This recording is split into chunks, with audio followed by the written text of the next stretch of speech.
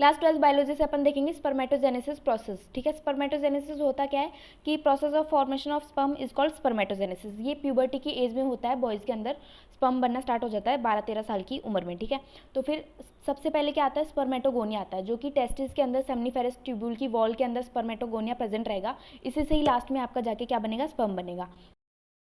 सबसे पहले स्पर्मेटोगोनिया होगा, उसके अंदर क्या होगा, माइटोसिस होगा। माइटोसिस होने के बाद प्राइमरी स्पर्मेटोसाइट्स बन जाएंगे। प्राइमरी स्पर्मेटोसाइट्स के अंदर फर्स्ट मियोटिक डिवीजन मतलब मियोसिस होगा, फर्स्ट मियोसिस होगा। फर्स्ट मियोसिस होने के बाद जो प्राइमरी स्पर्मेटोसाइट्स है वो किस में बन जाएंगे, सेकेंडरी स्पर्मेटोसाइट।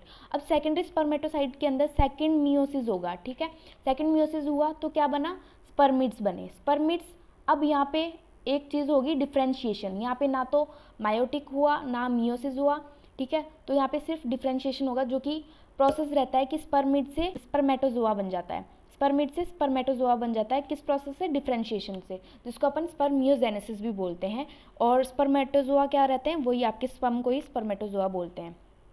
ठीक है, तो यहाँ पे एक और चीज़ ध्यान में रखनी है कि जो स्पर्मेटोगोनिया रहता है वो कैसा रहता है, डिप्लॉइड रहता है। डिप्लॉइड हुआ तो मतलब कितने, 46 क्रोमोसोम हो गए। अब माइटोसिस हुआ तो 2n से 2n ही रहा, ये प्राइमरी स्पर्मेटोसाइट भी डिप्लॉइड है आपका। अब इसके अंदर मियोसिस हो गया, तो मियोसिस होने पे क्या होगा कि आपका डिप्लॉइड क्या बन जाएगा, हैप्लॉइड बन जाएगा। तो यहाँ पे क्या हुआ, 2 हैप्लॉइड आपके सेकेंडरी स्पर्मेटोसाइट्स बन गए, 2 इक्वल हैप्लॉइड सेकेंडरी स्पर्मेटोसाइट। ये एनसीईआरटी में लाइन भी है। अब इसके बाद यहाँ पे तो देखो, यहाँ पे एक प्राइमरी स्पर्मेटोसाइट था, इसके अंदर मियोसिस हो गया तो 1 से 2 बन गए।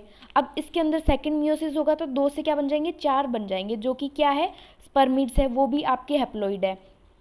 अब लास्ट में यहाँ पे क्या हुआ, स्पर्मिड से स्पर्मेटोजोआ, स्पर्मिड से स्पर्मेटोजोआ बन गए, मतलब स्पर्म बन गए आपके, वो भी कितने, 4 बने। यहाँ पे हुआ क्या कि बस टेल लग गई, मतलब थोड़े से मॉडिफाई हो गए ये स्पर्मिड्स, जिसके पास, इनके पास तो टेल नहीं थी, पर इसके पास, स्पर्म के पास क्या है, टेल है।